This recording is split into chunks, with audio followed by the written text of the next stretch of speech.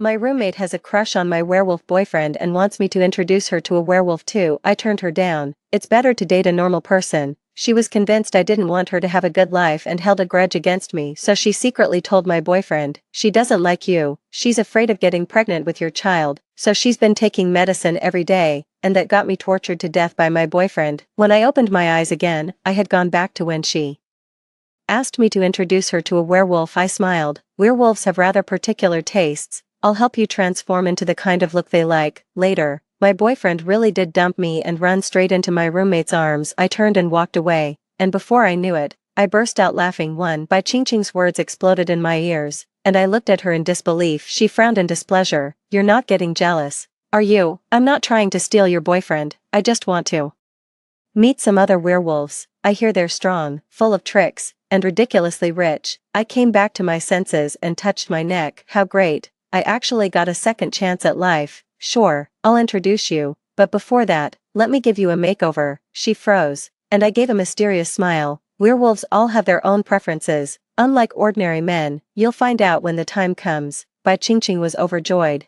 affectionately looping her arm through mine. Is Lin Yan the best looking one in there? I don't care. Find me someone even better looking than Lin Yan. Lin Yan is my boyfriend, just as I expected. Bai Ching Ching wanted someone like Lin Yan in my past life. I kindly turned her down, and she held a grudge against me. Tell Lin Yan everything I do in the dorm until Lin Yan found out that I was taking birth control pills. He came to the dorm in the middle of the night, took me outside, and strangled me to death. In this life, since Bai Ching Ching wants Lin Yan so badly, of course I'll give him to her too. I took Bai Ching Ching out to buy a lot of clothes. Most of them were pure white or pink. Her expression visibly darkened. You're not pulling my leg, are you? I mean, you don't usually wear this stuff either. Jiang Miarong, we're friends, don't screw me over, okay? I quickly opened my photo album, where I was wearing different white and pink outfits. My Ian likes this kind of thing, so I figured other werewolves probably would too. If you don't want it, forget it. I made a show of returning the clothes, but Bai Ching Ching snatched them away before I could. Yes, yes, yes, buy them all. After buying the clothes, I went to buy some medicine to make myself throw up. What are they up to now? Bai Ching Ching's face changed the moment she read the instructions. I casually packed up all the medicine. He likes them thin, skinny and weak. A flicker of hesitation crossed Bai Ching Ching's face. Just then, Lin Yan called, sweetheart, I'll pick you up downstairs at your dorm tonight. I've already bought the bag you liked last time. I sent the photo to your WeChat. Take a look and see if it's the one you wanted. I opened it right in front of Bai Ching Ching. A bag worth tens of thousands, complete with a logo-branded shopping bag. Yep, thank you, darling. I quickly replied to his WeChat message and sent back an emoji. Bai Ching Ching came back to her senses. He didn't just take all the medicine in the basket. He even went to other pharmacies to buy more. 3 By the time Ching Ching and I got back, Lin Yan was already downstairs by the dormitory building. He was tall, and the expensive trench coat he wore, along with that unruly brown hair of his, made him hard to miss. After seeing me, he took a few long strides over and pulled me into his arms. Tilting his head, he murmured in my ear, why aren't you wearing the clothes I gave you? Rong Rong is always so disobedient. It sounded like the tender murmur of a couple, yet it sent a chill down my spine. I hurriedly tried to explain. I just didn't have time to go back to the dorm and change. Of course I'd wash the clothes you gave me before wearing them. He kissed me on the ear and said, be good, I'll be waiting for you. I hurriedly pulled Lovestruck Bai Ching Ching away. I was busy showering, doing my makeup, and changing clothes. Bai Ching Ching rested her chin on her hand and looked at the view downstairs, occasionally chiming in, so, are all werewolves like Lin Yan? He's really good to you. I just saw that he even brought the bag he bought for you. These days, it's rare to see a man wait for a woman this long. He doesn't seem the least bit anxious. A bunch of girls just asked him for his contact info, and he turned them all down. I got myself all dressed up, exactly the way Lin Yan likes. As I was leaving, I glanced at Bai Ching Ching with a smile. If you're not the one involved, you have no idea what kind of life I've been living. You really want a boyfriend like him? How about I give him to you? For she froze for a moment, and the light in her eyes flickered before being hidden again. Forget him, someone else will do. As soon as he finished speaking, he hurriedly grabbed the cup on the table and took a drink. I took it all in, curled my lips, and left. Lin Yan took me back to his place, and the scale was sitting right by the door. He glanced at it, his eyes full of intimidation. I took off every piece of jewelry and anything else I could remove, but I was still 1 or 2 liang over the limit. I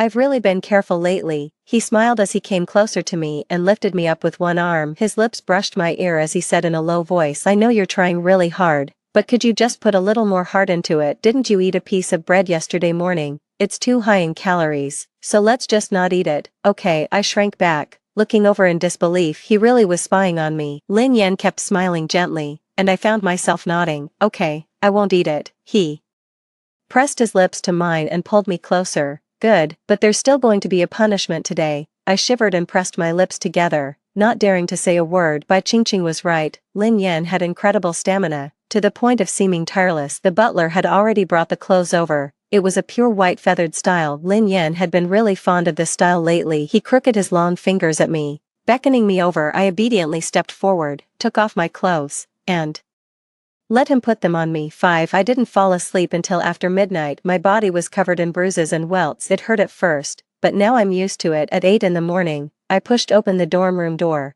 and Bai Qingqing immediately poked her head out from behind the curtain. Her gaze fell on my neck, and a flash of envy and resentment flickered in her eyes, but she quickly put on a smile again. You're back. If this keeps up, what if you get pregnant? I gave a small, wry smile. It's fine, if I do get pregnant, he'll marry me.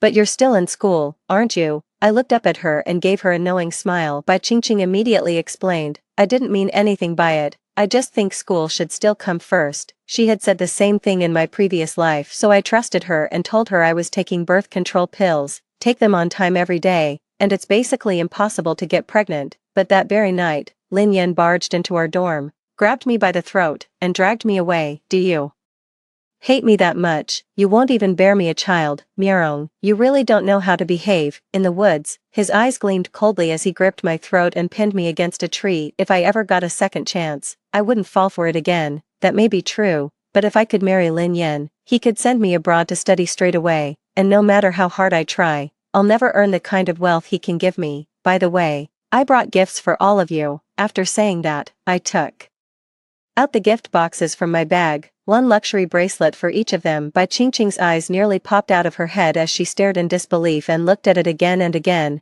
This one must cost over 10,000 yuan, right? What's the big deal? Ian's always generous with me, unlike the other werewolves. What's wrong with the others? She asked instinctively, and I felt a little torn. 6. But under Bai Qingqing's urging, I still spoke up. Actually, Ian is one of the wealthier wolves. His family has a long history, and they've accumulated a great deal of wealth over the generations, and since he's also the young chieftain, he's rich and quite generous. But even werewolves can be poor, just like humans. Bai Qingqing's expression changed slightly. And the person you were going to introduce me to, I hurriedly said, of course it's someone from Yan's family, he's his cousin. After saying that, I took out the photo and showed it to her. Bai Qingqing looked at him for a while, then said with a forced smile that he was pretty good too, but I knew she wasn't interested in him. Although Lin Yan's cousin was good looking too, he leaned more toward the cute, puppy dog type, nowhere near as wild and untamed as Lin Yan. I'm heading out first. Bai Qingqing's phone rang. She glanced at it and hurried off. I saw it was almost time for class, grabbed a piece of bread at random, and headed for the classroom. There were still 5 minutes left before class started. I had just torn open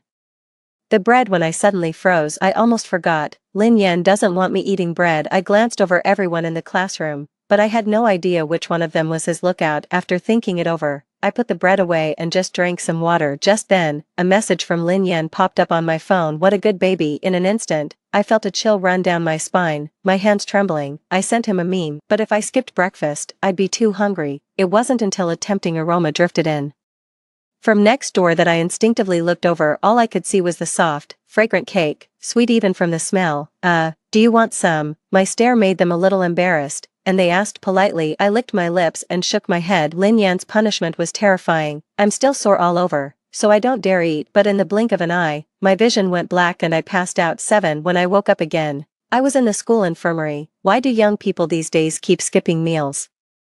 How is anyone supposed to stand that? And you, gobbling it all down yourself, and not even willing to share a little with your girlfriend. My temporary seatmate got a scolding from the doctor, then blushingly tossed the cake into the trash. When he saw me wake up, his eyes lit up at once. Are you okay? I bought you some porridge. I could smell it. It was the smell of lean pork porridge. My stomach let out an embarrassingly loud rumble, and I struggled to sit up. Then, just at that moment, Lin Yan's voice suddenly rang out. She doesn't like those. I froze all over and instinctively looked over. In a few long strides, Lin Yan came over to me and helped me to my feet under his gaze. I gave a stiff nod and smiled apologetically at my classmate. Yeah, I don't really like those. Thanks, though, my boyfriend's here. My classmate froze for a moment, then quickly picked up the porridge and stood up. Oh, okay, then I'll head off first. Even after he left, the room was still filled with the tempting aroma of carbs. Lin Yan helped me back to bed and brought me a salad and some juice. From now on, you're not allowed to skip meals. I paused, feeling utterly irritated. When I saw Bai Qingqing had come too, it was obvious she had taken great care with her appearance. Miarong, I heard you fainted. Are you okay? The words were addressed to me, but her eyes seemed glued to Lin Yan. Unfortunately, Lin Yan didn't spare her a single glance. All his attention was on me. He was just about to flare up when Bai Qingqing accidentally brushed against him, and his face darkened, but then he caught a flash of bright pink out of the corner of his eye. Bai Qingqing had already sat down on the edge of the bed, right in front of Lin Yan, blocking his view of me. If this had been any other time, Lin Yan would have already shoved her away, but this time, he didn't make a move. Not until Bai Qingqing finished checking on my health and stood up to leave. Her hand brushed Lin Yan's shoulder by accident, but he said nothing and gave no reaction. I'll go buy you something to eat. Before Bai Qingqing had been gone long, Lin Yan left the house. I kept my head down, fiddling with my phone, mumbling an okay. That night, Bai Qingqing skipped dinner and just kept chugging water. The other roommates couldn't stand it anymore and gave her some bread, but she firmly refused. No thanks, I'm trying to lose weight. After saying that, she went back to bed. In the middle of the night, I was jolted awake by the sound of vomiting. In the moonlight, I saw Bai Qingqing hunched over the sink on the balcony. After a splash of water, she held on to the wall and made her way back to her seat. On the table were the 2 bites of bread she couldn't resist eating, and the opened emetic pills. I quietly drew the bed curtain closed, thinking of the person I had been a year ago. Back then, my college entrance exams were just around the corner, but my parents had divorced, and neither of them was willing to pay for my living expenses. My dad told me to go find my mom, and my mom told me to go find my dad. Half-starved, I walked all the way to my grandmother's home in the countryside, where I ran into Lin Yan at the foot of the mountain. He was handsome, with deep, dark eyes beneath his brown hair. As I passed by him, I blacked out. When I came to again, I was at his place, with a salad and beef in front of me. Be my girlfriend, and you can eat. I forced myself to ignore my hunger and thirst and shook my head. I can't get into a relationship this early. I still need to study. A scoffing laugh came from him. He tipped up my chin, looking very pleased. Pretty well behaved. I like that. Then I'll wait until you graduate, and you can be my girlfriend. I agreed because Lin Yan was handsome, and because I was absolutely starving. I didn't yet know what kind of abyss I was about to fall into. Luckily, he's found a new target, so I should be out soon. 9. Bai Qingqing's style of dress had completely changed. She bought all kinds of rabbit ear hair clips, headbands, and hair ties. She even bought all sorts of pure white or pink dresses again, without me even having to remind her. She started eating low-calorie foods on her own and never had dinner. She wouldn't even glance at milk tea or hot pot. Her roommates were amazed at the change and kept praising her for her incredible willpower. I noticed that when Lin Yan came to pick me up, his gaze kept drifting more and more toward Bai Qingqing. Then, on this day, Bai Qingqing's ecstatic voice woke me up. 80 Jean, I've really slimmed down to 80 Jean. Irritated, I threw off the blanket and looked over. The moment her ecstatic eyes met mine, they turned smug and secretly pleased. I heard you put on some weight lately. No wonder Lin Yan's been giving you fewer and fewer gifts. You can't even keep your weight under control. I pressed my lips together and lowered my eyes, letting just the right amount of sadness show. She took a photo of her weight, then picked up her phone to chat. At a glance, I could see the other person's chat avatar, a lush, verdant green. I was almost certain the person on the other end was Lin Yan. I lay back down on the bed, hoping Bai Qingqing would try a little harder and get Lin Yan to cancel our date tonight. She was right. I'd put on weight again lately. Lin Yan's requirement for me was to be 165 centimeters tall and weigh no more than 90 Jean, but now I already weigh 91 Jean. I can't even imagine what kind of punishment I'd face if I stepped on the scale tonight. But just then, my phone rang. The names flashing above made my heart sink. 10. I'm downstairs. Is the baby up yet? Just a minute. I didn't dare lie and scrambled out of bed in a panic. The moment I got up, I ran into Bai Qingqing's resentful glare. Well, off on another date. She said it with biting sarcasm, and I nodded. Yeah. Ian insisted on coming to pick me up and take me to the concert. After that, I went to wash up and change clothes. It wasn't until I transformed myself beyond Recognition that I hurriedly grabbed my bag and went downstairs. I hadn't expected Bai Qingqing to be downstairs even earlier than I was. She had just finished talking with Lin Yan and gave me a meaningful look. Have a nice date. I threw myself into Lin Yan's arms and nodded sweetly. Bai Qingqing's expression twitched. She stomped her foot before finally walking away, looking at her retreating figure. I thought, you'd better not let me down. But before the car had even left the school grounds, Lin Yan suddenly slammed on the brakes. He turned his head toward me and suddenly clamped his hand around my throat. The air seemed to stop dead in an instant, and the fear from his past life came rushing back. But in the blink of an eye, Lin Yan let go. He wore a wicked grin. I heard you're introducing your roommate to a werewolf boyfriend. Are you trying to set me up? My heart skipped a beat, but I quickly composed myself, my eyes turning red. She insisted I set her up. I already showed her that photo of one of your younger brothers last time, but she wasn't interested. I pulled up WeChat, and sure enough, the photo was still there in my chat history with Bai Qingqing. Lin Yan only gave it a passing glance and let out a mocking laugh. You still have the nerve to look at other men when you're with me. I moved closer to him ingratiatingly and said in a wrong tone, I just wanted to get to know everyone, didn't I? Don't you want this to last between us? He gave me a long, hard look, then went back to his seat. I wasn't sure whether he believed me, but for the moment, I was safe. But when I arrived at his house, I couldn't stop shaking. Can we skip the scale today? Just hold me yourself, then you'll know whether I've gotten heavier. I was wondering how could the touch be more accurate than a scale, but Lin Yan just smiled and leaned close to my ear. Baby, do you believe my hands are more accurate than a scale? You've gained weight, one whole gene. I shrank back, and the hairs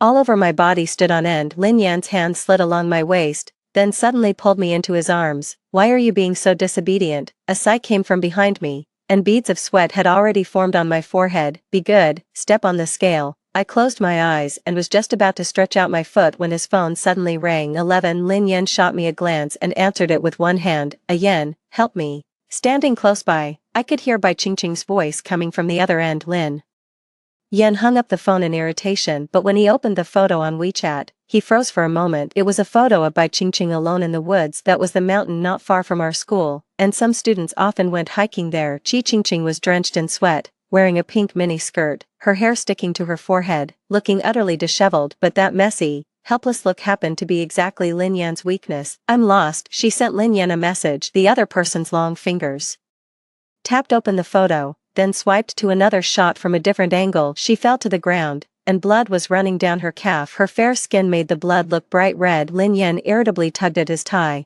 and I quickly looked away, struggling to contain my overwhelming joy. I asked blankly, is something the matter? He stepped closer, drawing me into his arms. What? Hoping I'd leave. I dodged his breath. No, but hardly anyone ever comes looking for you. I was afraid I'd hold up your work. I can wait here until you come back. As soon as I finished speaking, I closed my eyes and waited anxiously. Be a good girl and wait for me. Lin Yan gave me a light pat on the face, and in an instant, he was gone. I was used to how fast he was, and just quietly closed the door. I gave the scale a kick, then sat on the sofa waiting. Just then, a message from Bai Qingqing came through on my phone. I'm injured, so I'm borrowing your boyfriend for a bit. You don't mind, do you? I heard werewolves are really fast. I wonder how long she'll make me wait. 12. Clearly, Bai Qingqing hadn't waited very long. She took a photo of Lin Yan holding her calf and sent it to me right away. I've got my eye on your boyfriend. You don't mind, do you? I still didn't reply to her. After all, if I looked too happy, Lin Yan would get angry. I couldn't handle the consequences of his anger. More than a year ago,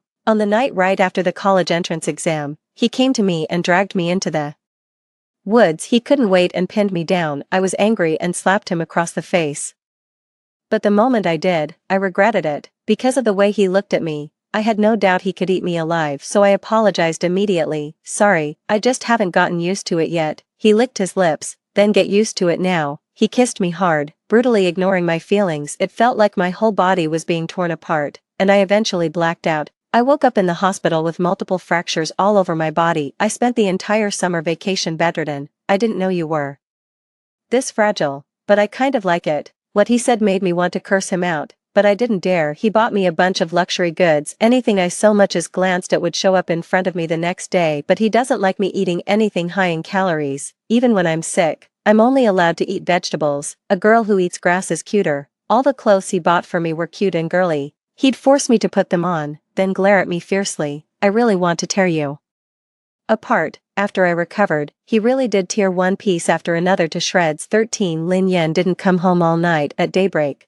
Bai Qingqing sent me a picture of clothes torn into pieces all over the floor. Ah Yan tore it. He was really strong. With a shy expression, the weight on my mind finally lifted. I was just about to laugh when the door was pushed open, and I quickly stopped. Lin Yan looked at me with a complicated expression. I tried hard to recall every heartbreaking thing that had happened, and finally forced out tears. Where did you go? His lip was still split, and his hair was a mess. It's easy to imagine how intense the battle must have been last night. Before he could answer, I was already on the verge of tears as I held my phone up to him. Lin Yan's pupils shrank slightly. I'll make it up to you. I lowered my gaze in disappointment. Let's break up. After saying that, I pushed him away and turned to run. He didn't come after me. I breathed a sigh of relief. Bathed in the morning sun, I finally couldn't hold back a smile. Right then, a transfer notification from Lin Yan came through on my phone. 10 million. Okay, I agree. I couldn't hold back any longer and burst into tears. Tears of happiness. Lin Yan is domineering and obsessively possessive,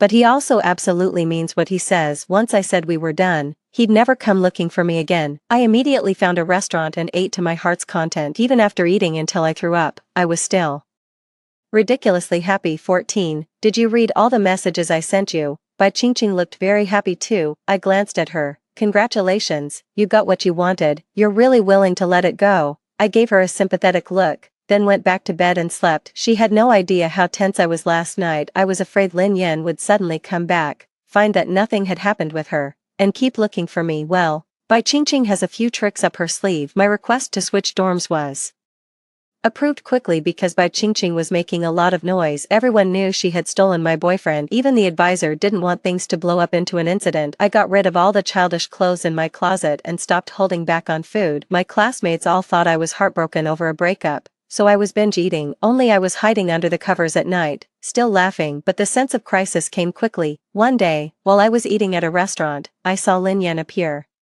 behind the glass window. He looked at me quietly, his eyes filled with sorrow. I flinched without thinking, and the things in my hand fell onto the table. I hurriedly wiped my mouth and left, but Lin Yan caught up with me. You seem pretty happy after breaking up with me. I wanted to shake my head, but I suddenly belched, so I quickly covered my mouth. You've fallen for someone else. What am I supposed to do about that? I can't just go die. He tilted his head and looked at me. If you died, I wouldn't abandon you. I think there's something seriously wrong with his head, but I didn't dare curse him out, so I said it as politely as I could. I want to live. Sorry, but I'm not dying, not even a little. He didn't come after me again, but the experience had already left me shaken. So when I heard I could apply for an overseas exchange program, I turned in my application right away. The day the spot was approved, I ran into Bai Qingqing, or rather, Bai Qingqing came looking for me. 15 She rested a hand on her belly, her face brimming with smug pride. I'm pregnant. I stared at her belly with my eyes wide, then at her stick-thin legs. Congratulations. The words on the tip of my tongue took a turn,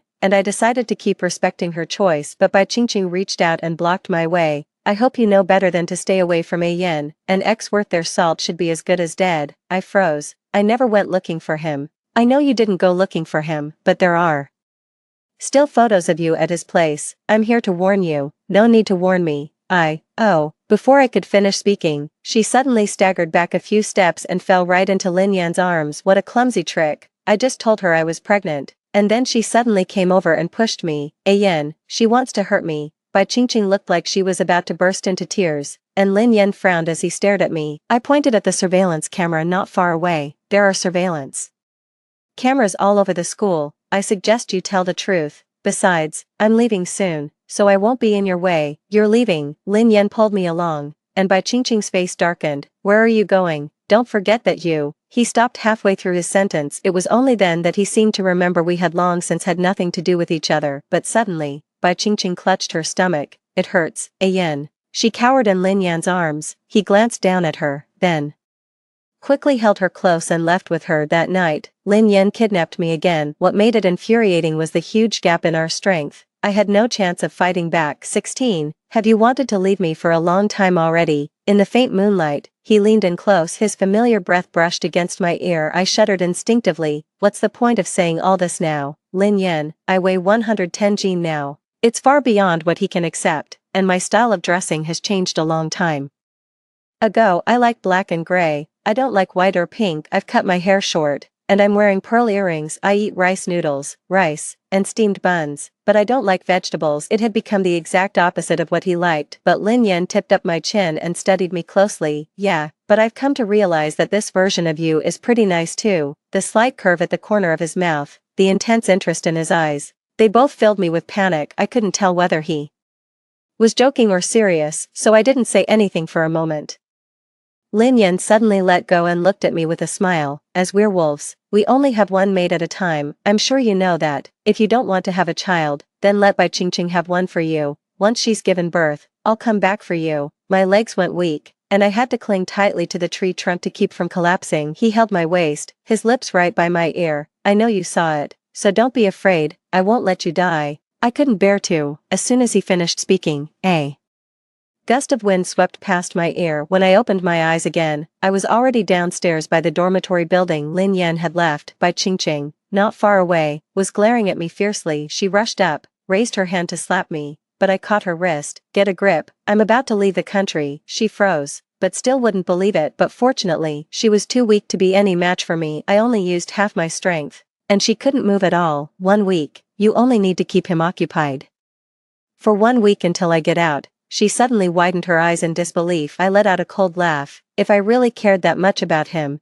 do you think you'd have been able to get him? 17. Bai Qingqing believed me. She took a week off. I heard she was hospitalized. Lin Yan didn't have time to come see me. I handled the paperwork right away and got in touch with a teacher overseas. Even after I boarded the plane to go abroad, I was still uneasy. I remembered Lin Yan once saying that people like them were more dependent on their environment and found it hard to go abroad. I hope I never have to see him again. By the time I got off the plane, there were over a dozen missed calls on my phone. Some were from Bai Qingqing, and some were from Lin Yan. I had just turned off my phone screen when the ringtone started ringing. Baby, you're being naughty. Lin Yan's voice was low, and he sounded furious. I took a deep breath. I can't accept a mate who's betrayed me. Humans like us are different from you.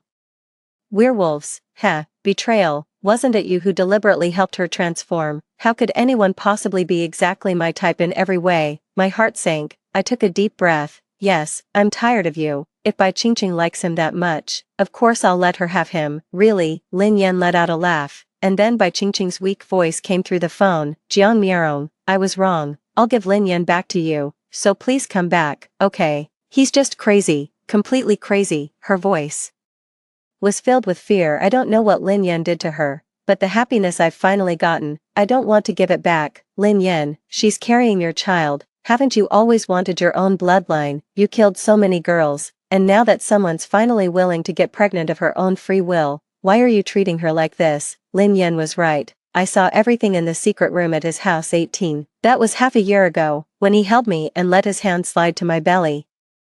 Give me a child, and I'll make sure nothing happens to you. I didn't understand what he meant, but my gut told me there was more to his words. But I had only just started college, and I didn't want to get pregnant and have a baby so soon. But once Lin Yan made up his mind, no one could change it. By the time he stopped using contraception, I had already been on the pill for a while. It wasn't until that day that I accidentally opened the secret room in his house and saw the records on the wall. It is extremely difficult for a werewolf's human mate to get pregnant. Not only are there strict requirements for height and weight, but even after conception, carrying the baby to term is very difficult. Most of the time, both mother and child die. Before me, Lin Yan had had 3 partners, and none of them had managed to bear him a child. And as the young master of the werewolf clan, he had the duty to carry on the family line. So he had been searching for the right 4th person. I was his 4th person. On that wall hung the photo of the first time he saw me, and underneath it was my information. Jiang Miarong, 18 years old, parents divorced, her height, weight, and uterus are all top-notch. That encounter had been deliberately arranged by him. Even the time and place of every encounter had been prepared in advance by him. The strict weight requirements were also to prepare for pregnancy. From then on,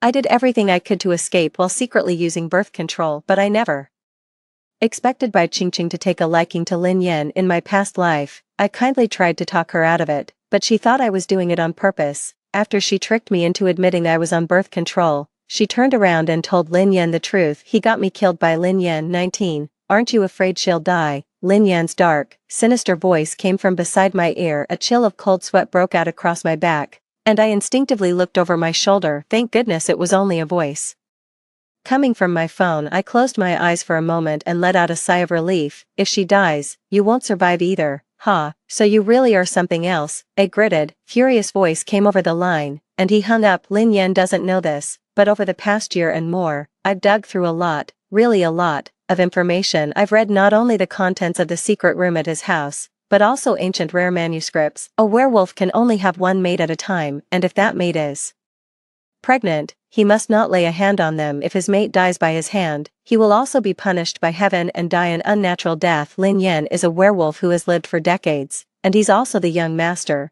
so he knows these taboos better than I do. After that, he never looked for me again. Life abroad was easy and comfortable, and the 2 years flew by, but I didn't want to go back to China, so I stayed abroad to pursue my master's degree. It wasn't until 3 years later that I saw Bai Qingqing abroad. She was even thinner than she had been 3 years ago, and looked so frail that it seemed a gust of wind could knock her over. I gave birth. I successfully had Lin Yan's child. Her face was filled with a smug, triumphant smile, but her whole face was just skin now, and when she smiled, it looked grotesque and eerie. "Jiang Miarong, I beat you." I froze for a moment, then said lightly, "Congratulations." But she suddenly grew agitated. "Then why do I feel so awful? What are you trying to brag about? You knew all along, didn't you? Lin Yan never loved me at all. He knew everything. He knew you didn't want to have a child, and he couldn't bear to see you suffer, so he went along with it. What he never expected was that you'd actually dare to run." 20. My hand clenched suddenly. As for Lin Yan's so-called concern and love, all I felt was disgust. When he tormented me, he didn't care at all whether I lived or died. He tightly controlled my diet and kept a close eye on everything I did. It all fills me with fear. He's like a hunter, with a gun hanging over my head, ready to go off at any moment. I just want to escape. There's not a trace of love in it. Over the years, he's found a lot of your stand-ins, and now he's into well-proportioned ones. Ridiculous. I can't eat another bite. You've completely ruined my health. She sprang to her feet and glared at me fiercely. I remembered that in my past life, when Lin Yan took me away, she was awake. I begged her for help, but she only let out a cold, mocking smile. "Lin Yan, you saw it yourself. She's afraid of you. She doesn't love you at all. There's no way she'd ever have a child with you." These words only fueled Lin Yan's fury, driving him out of his senses. In this life, everything was her choice and had nothing to do with me. Bai Qingqing had calmed down. "Come back with me. At least go see him. He said he'd forgive you, and pretend none of this ever happened. He loves you so much. You shouldn't be doing this." Bai Qingqing actually ended up playing mediator for Lin Yan. It was downright ridiculous. I won't go back. Although many of Lin Yan's abilities declined after his descendants were born, they were still not what they used to be. But I still don't want there to be even the slightest chance of any contact with him. But suddenly, Bai Qingqing knelt down. 21. "Please, if you go back, only then will he let me see the child." "Jiang Miarong, I just want to see my child." I turned and walked away. She couldn't catch up with me later. Bai Qingqing tried to contact me a few more times. In the end, I just took some time off and went traveling for a while. The next time I heard anything about her, it was news of her death. She died at Lin Yan's side. Before she died, she sent me a text message. "Jiang Miarong, I'm not like you. I love him even if he doesn't like me. I'd still do anything for him. Our child will be the next leader of the werewolves, and I'm more than content with that." I deleted the text message. The busy pace of life quickly made me forget all about it. It wasn't until 10 years later that I suddenly had a dream. In the dream, Lin Yan came to say goodbye to me. His eyes were red. "I understand now. This is karma. It's the karma for killing you in my past life. Miarong, I didn't just kill you, I killed our child too."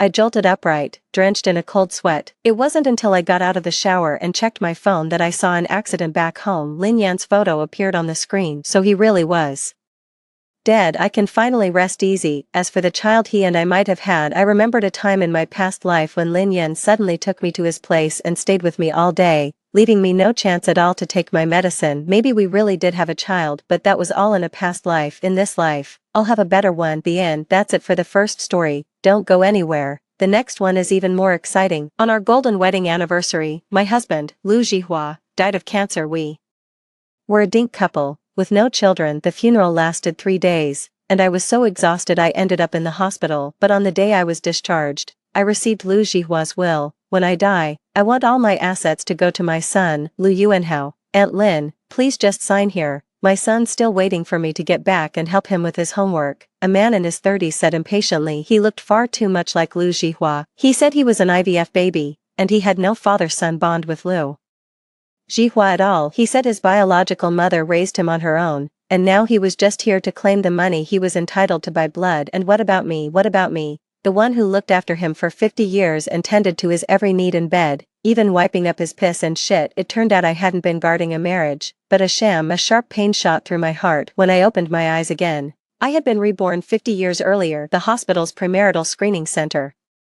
Standing beside her was the young Lu Jihua, his expression impossible to read. Miss Lin, this is your premarital health check report. I clutched the report in my hand and was just about to speak when Lu Jihua beat me to it. Let's break up. I froze, his eyes flickered, and after 50 years of married life, I understood at once he had been reborn too. Watching his retreating figure as he turned and walked away, I suddenly smiled. Thanks for not marrying me this time, I'm choosing a different life. In the blink of an eye, 30 years had passed. Today is my alma mater's centennial celebration. My husband, Jiang Qinhan, is going to attend the celebration and give a speech as an outstanding alumnus. Old Jiang couldn't make out the words on the speech draft, so I brought him his reading glasses. I never expected to run into Lu Jihua. He showed up with his wife, presenting himself as a successful man. A crowd had gathered around them. Isn't that Mr. Lu, the big boss of the listed company?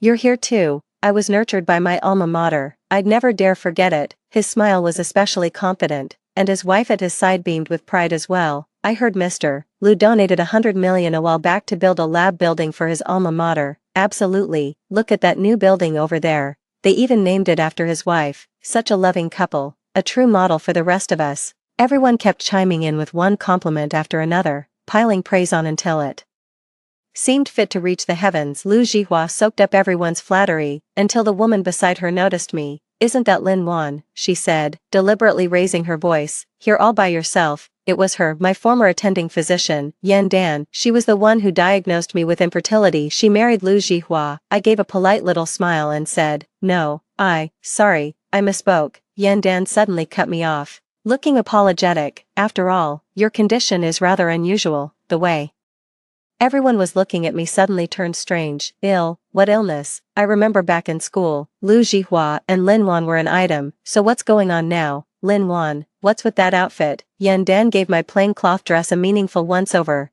Did you just come back from some cleaning job? At least this is a school anniversary. You could have put on something a little more presentable. Sneering laughter broke out around me. I looked down at my floral dress and cotton shoes. They really did look a bit out of place. I had been at home going through the case files when a phone call dragged me out. I left in a hurry without even changing my clothes. I was worried I'd hold up Lao Zhang's speech, and I didn't want to get into it with them, so I planned to go around them and keep walking. A figure stepped in front of me. It was Lu Jihua. He looked at me, his expression unreadable. Lin Wan, after all these years, I never expected you to be doing this badly. Lu Jihua looked at me with pity and shoved a business card into my hand.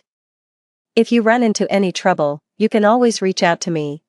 What are you doing? Yan Dan shouted at the top of her voice. She snatched the business card from my hand, held it high in the air, and kept glancing back and forth between Lu Jihua and me. Lin Wan, I've tried to save your face, and you still won't take it. How shameless can you be? You're already this old, and you're still trying to flirt with men like some young girl. She glared at me viciously. Lu Jihua looked a little embarrassed and was about to speak, but I cut in first. You've got it all wrong. I glanced at the time and grew a little impatient. Please let us through. I still have something to take care of. Heh, you really think you're something, don't you? A classmate mocked me. Lin Wan, don't bite the hand that feeds you. It's your good fortune that Mr. Lu is willing to help you, and you still dare to refuse. Still got business to take care of. What business could you possibly have coming to a place like this? Here to clean the school you graduated from. The crowd burst into laughter, full of mockery and ridicule aimed at me. These people are completely insane. I shook my head, too annoyed to waste any more words on them. I tightened my grip on the reading glasses in my hand, turned around, and walked away, but Lu Jihua stepped forward and grabbed my arm. Lin Wan, how about you come work as a nanny at my place?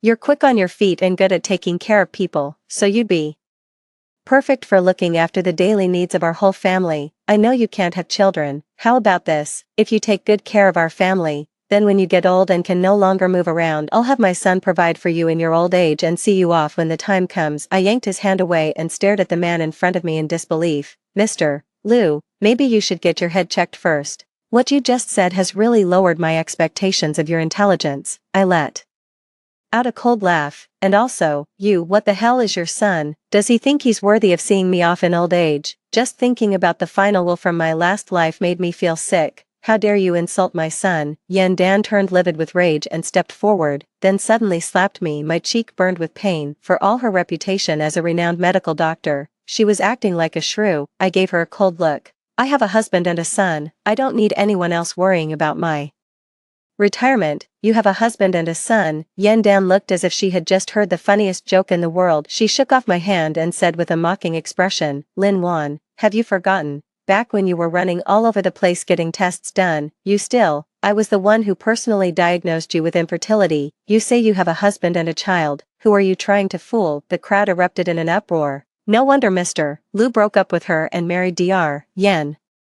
Dr. Yan is an authority in reproductive medicine and has solved countless difficult and complicated cases. Lin Wan can still keep talking tough. She really has me opening. I glanced at her. Exactly, Dr. Yan is an expert in reproductive medicine and has won countless awards in the field. Lin Wan is really shameless to dare to say something like that in front of Dr. Yan. I looked at Yan Dan with a calm expression. Do you know how many years you can get for medical fraud? Yan Dan's expression flickered, a trace of panic flashing in her eyes. What fraud? Just as I'd guessed, in my previous life, Yan Dan was my attending physician. From the time I was diagnosed with infertility to the moment I finally gave up treatment, I spent a full 3 years going through it all, and the one who had been handling my diagnosis and treatment the whole time was Yan Dan. I trusted her too much.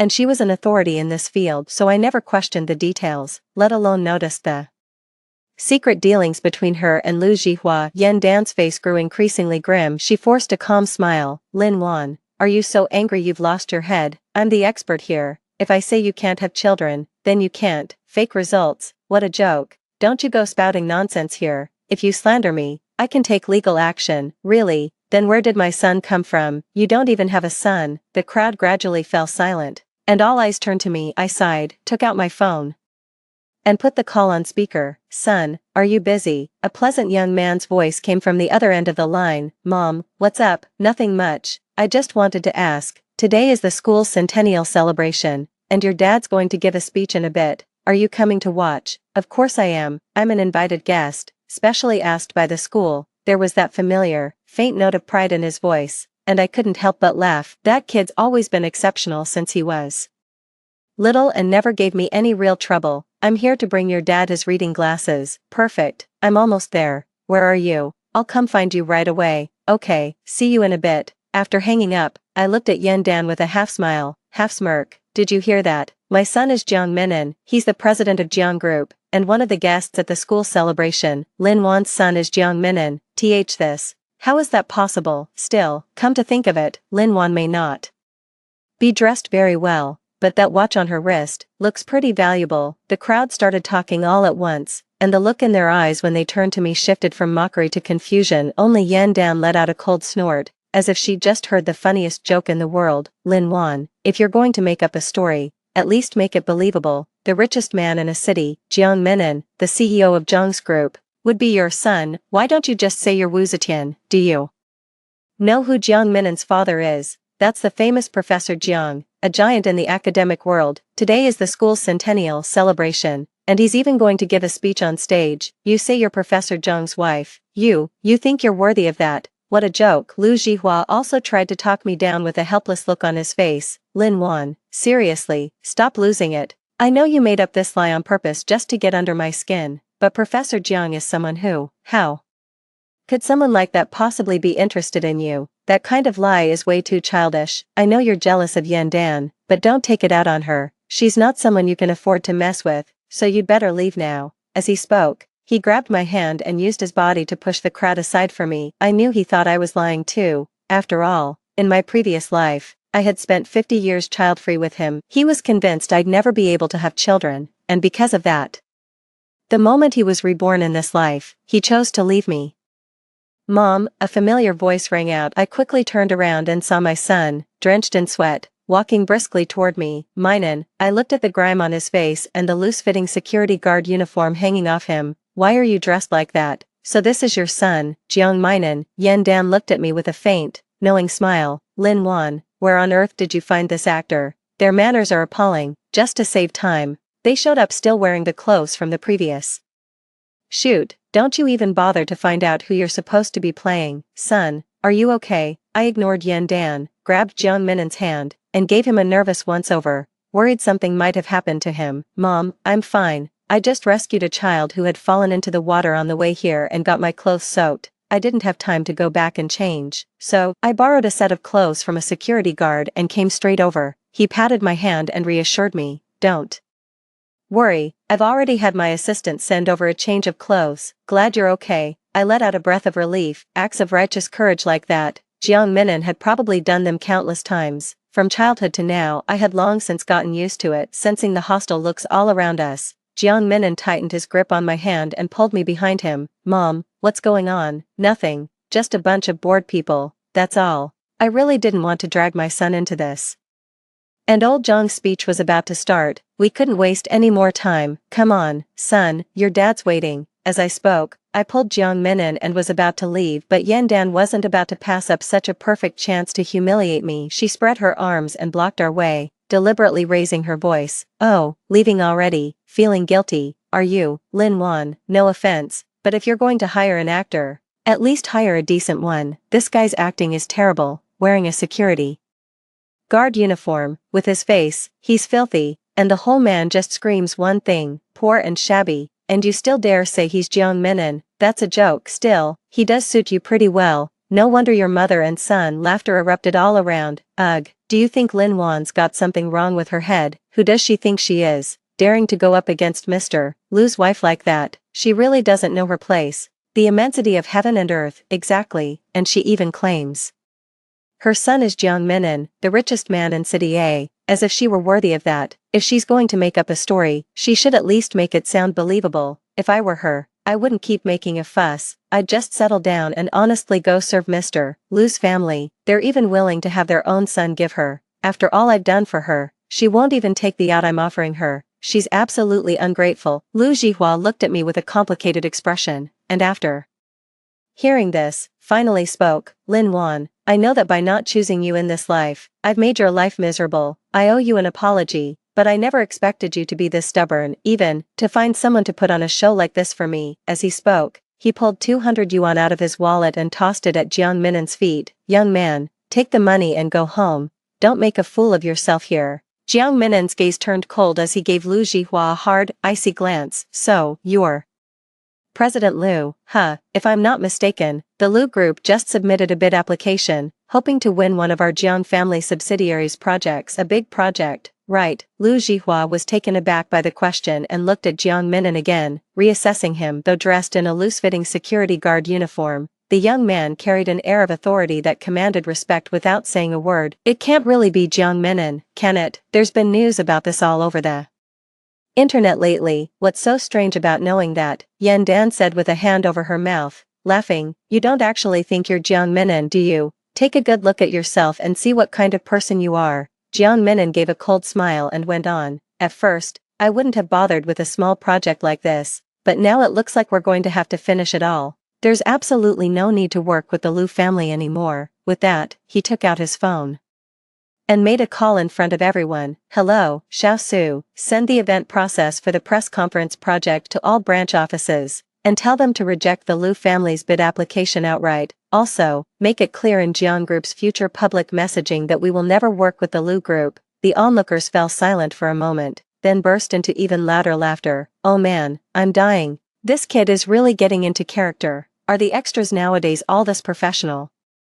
What a shame he isn't acting for real. Lin Wan, that money was wasted. This kid's acting is way too over the top. Lu Jihua shot Jiang Minen a disdainful glance, as if he had just heard the biggest joke in the world. Young man, there's a limit to bragging. Who do you think you're fooling with that act? Yan Dan let out a sneer as well. Exactly, and Jiang Group will never work with our Lu Group. Does Mr. Jiang know you're out here spouting nonsense? Just as the ceremony was about to begin, I stopped Jiang Minen, who still wanted to argue with them. Son, take your dad's reading glasses to him first, then go change your clothes. Leave this to me. But, Mom, be good and go on. Don't keep your dad waiting. Though he was worried about leaving me alone, Jiang Minen still obediently went off. I knew Yan Dan had made up her mind today to make things difficult for me. Anyway, the celebration was about to begin, and when my husband Jiang Qin Han showed up, my identity would naturally be confirmed, but there was another reason for sending Jiang Minnan away. I didn't want my son to hear what I was about to say. Mr. Liu, I don't know why,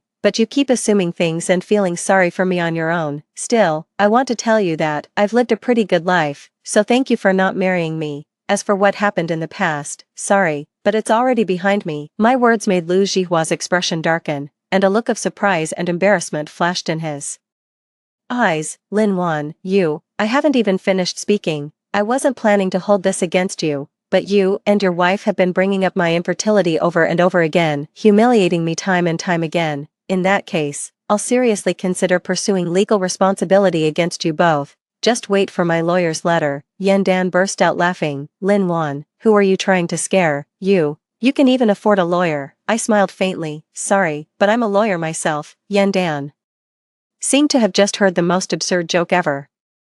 She was laughing so hard she was practically doubled over, tears nearly spilling from her eyes. Oh my gosh, this is killing me. Lin Wan, have you lost your mind? A lawyer? You, ha ha ha. If you're a lawyer, then I'm the first lady. The guests around us burst out laughing too, all of them expressing disbelief at what I had said. Yeah, come on, Lin Wan, stop bragging. If you're a lawyer, then I could be a judge. I think she's read too many novels and started imagining herself as the heroine. Yan Dan stopped laughing and asked with feigned curiosity, hey, I heard impersonating a celebrity's relative can get you sentenced, right? Lin Wan, tell me, how many years would you get for pretending to be President Zhang's mother, Professor Zhang's wife? I met her malicious gaze and said, word by word, instead of worrying about others, you should think carefully about yourself and medical, faking it, illegal surrogacy and the like. How many years would that get you? As soon as the words left her mouth, Yan Dan's face turned deathly pale. She looked at me in disbelief, her eyes full of fear and panic. The laughter around them abruptly died away, and everyone looked at one another in confusion, not understanding what had happened. Why, you're talking nonsense. Yan Dan's voice trembled, her eyes darting around as she didn't dare meet mine. Whether I'm talking nonsense or not, you know that yourself. Yan Dan, did you really think no one knew about the things you did? Lin Wan, what do you mean by that? Lu Jihua said coldly. I smiled and looked at Lu Jihua. What if I told you that the one who was infertile back then wasn't me? In this second life after being reborn, I married Jiang Qinhan and gave birth to Jiang Minnan without any trouble. From that moment on, I knew the infertile one wasn't me. In my previous life, the son Lu Jihua had outside claimed he was born through IVF. After some investigation, I discovered that Lu Jihua had been born with congenital. The sperm motility is too low. Natural conception isn't possible unless we go through IVF with ICSI. And during the premarital medical exam, Yan Dan deliberately altered our report. She changed the infertile person to me. Following this lead, I kept digging. It turned out that Yan Dan's private hospital had been involved in illegal surrogacy all along. What do you think? Do I need to make it any clearer, Mr. Liu? Perhaps recalling how things had unfolded in his past life, Lu Jihua's expression gradually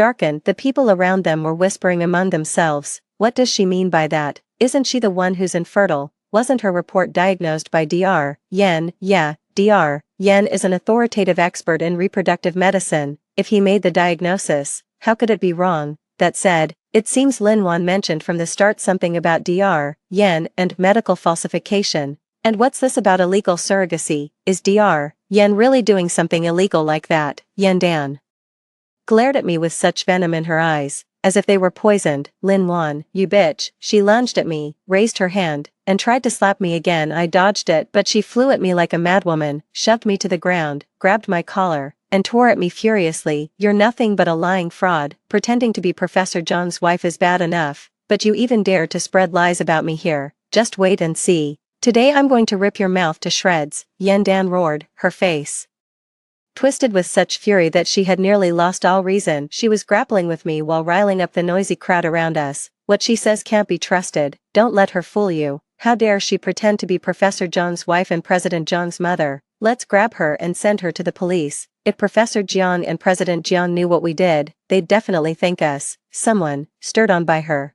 actually stepped forward, and the situation was on the verge of spiraling completely out of control. Yan Dan hissed viciously in my ear, Lin Wan, and you think you're fit to fight me? If I could send you to the depths of hell back then, I can do it again now, and make your life worse than death. Stop. A dignified, refined male voice rang out, and the entire hall fell instantly silent hearing the voice. Everyone turned around and couldn't help drawing a sharp breath. Professor Jiang Qinhan, a towering figure in academia and tonight's distinguished guest of honor, was now striding toward me with a grim expression on his face. Come here. But Jiang Minnan was young after all, and he ran much faster than him. By then, he'd already changed back into his suit, and his tall, imposing figure was rushing toward me. Move, touch my mom again and see what happens. He shoved Yandan aside, helped me up, and said, Mom, I'm sorry, I'm late, I let you down. Behind him, a crowd of people in black suits poured in. Jiang Minnan's assistant had brought bodyguards,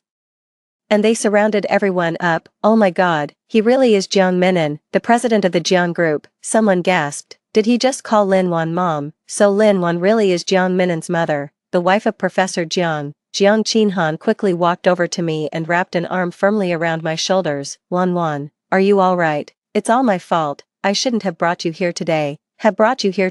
It's okay. I reassured him, I'm fine, I'm actually not hurt at all. Yandan is nothing but a hollow vase. How could someone like me, who works out all year round, not be tougher? The principal came with Jiang Qinhan as well, looking remorseful. He apologized to me. I'm sorry, Lawyer Lin, we didn't know you were coming today. Please forgive us for not welcoming you properly. Since something like this happened, our school does bear some responsibility. I gave a polite smile, indicating that I didn't blame the school. Hearing our conversation, the crowd erupted into another uproar. Attorney Lin, I can't believe Lin Wan is actually a top lawyer. She's incredible. I never would have guessed Lin Wan really has a husband and a son, and that she's a big shot lawyer too. Lu Jihua had even just told her to go work as a housekeeper at his home. That's ridiculous. Exactly, if we're being honest, Yandan isn't even fit to carry Lin Wan's shoes, and yet she's still relentlessly humiliating her. Jiang Qinhan turned to look at Yandan, his gaze as cold as a blade. Ma'am, you just assaulted my wife in public, you'll have to pay for that. His eyes were blazing with anger. In 30 years of marriage, I'd never seen him so furious. As soon as he finished speaking, the assistant behind him had already taken out his phone and called the police. Yandan was trembling all over in terror, her face as pale as paper. Even her words began to stammer. Professor Jiang. This might be a misunderstanding. I didn't know she was your wife. Jiang Minnan gave a cold laugh. A misunderstanding? When you thought I was just a security guard and humiliated me and my mother in front of so many people, why didn't you say it was a misunderstanding then? Are my eyes and everyone else's ears just for show? Yandan took 2 steps back. I am sorry, Mr. Jiang. I just acted on impulse. She turned to Jiang Qinhan again and begged tearfully, Professor Jiang, I'm sorry. I was blind to who I was dealing with and offended your wife. I deserve whatever punishment I get. Please forgive me this once. I can pay compensation. I can apologize. Please, don't call the police. Jihua, please say something for me. But Lu Jihua just stared at me in a daze, his eyes full of disbelief. I know him all too well. He must have thought that once he left me, I'd end up spending the rest of my life alone and miserable. He never expected that I would not only marry a highly distinguished husband, but also have an exceptional son. Even I, in this life, am far stronger and more outstanding than I was in my previous one. In his dazed eyes, I could clearly see regret. A month later, Yandan was reported for illegal surrogacy and ended up behind bars. Her privately run hospital, which she had painstakingly built up, was also shut down. In the news, the gates of the once bustling hospital were sealed with bright red official notices. This internationally renowned reproductive medicine specialist has been disgraced by charges including assault, illegal surrogacy, and medical fraud. The glamour and glory of the past are gone, replaced by cold prison bars and endless regret. Lu Jihua's company, too, is on the verge of bankruptcy under the onslaught of the Jiang group. It was pouring rain the day he came to see me. I had just wrapped up a few tricky cases and rubbed my eyes, which felt a bit sore and tired, when I was about to get up and take a short break. But my assistant told me that someone was waiting for me at the entrance, and had already been there for a long time. Looking down from my office window, I saw a hazy, drizzling sky, and the figure standing at the gate with an umbrella looked especially lonely. How long has he been waiting? I asked. He's been here since this morning, pacing around by the door and hasn't even gone to eat. I sighed. Since what happened at the school anniversary, Lu Jihua has called me countless times. I never answered any of them. He kept messaging me from different numbers, and I blocked every single one. To my surprise, he even found out where I worked and showed up at my office. I took Lu Jihua to a nearby coffee shop. As soon as we sat down, He couldn't wait to speak. Wan, I was the one who reported Yen Dan's hospital for illegal surrogacy, and her son isn't even mine. She had it coming. Can you forgive me? I looked calmly at the battered man standing before me. The once proud and spirited Lu Jihua now looked weathered and worn. His eyes filled with remorse and pleading. Wan, I know I was wrong. In my past life, I wronged you. I deceived you for 50 years. You were so good to me, taking care of me tirelessly all that time, right up until my last moment, and I still treated you like that. I'm truly not even human, but I was deceived too. If Yen Dan hadn't altered the report, we would have had children and lived a happy life together. So, I sent her to prison. She had it coming. I know there's still something between us. Can we start over? I'll spend the rest of my life making it up to you. I swear I'll treat you well. His voice trembled, thick with emotion, as if he were about to kneel before me the very next second. I listened quietly to everything he said, but I felt no stir in my heart. The love and hate from my past life had long since settled into dust. The man he was now was nothing more than a stranger with no connection to me. Lu Jihua, do you really think there's still a place for you in my heart? That's a little too full of yourself. My voice was calm, but it carried a sharp, confrontational chill. In my past life, I truly loved you. During those 50 years of being child-free, I kept telling myself it was real love, but, in the end, so-called love was nothing more than a delusional lie. And in this life, I have a husband who loves me, and an outstanding son. My life is happy and fulfilling. As for the so-called making it up to me, it means absolutely nothing to me. As for what you call starting over, that's even more ridiculous. From the day we were reborn, there was never any possibility between us. My tone was firm. Without the slightest hesitation, Lu Jihua's face went deathly pale in an instant, but he still refused to give up. Wan, I know you're still angry with me,